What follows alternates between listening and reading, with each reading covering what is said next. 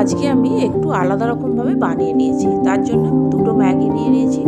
ম্যাগিটা ভালো করে সেদ্ধ করে জল ঝরিয়ে রেখেছি।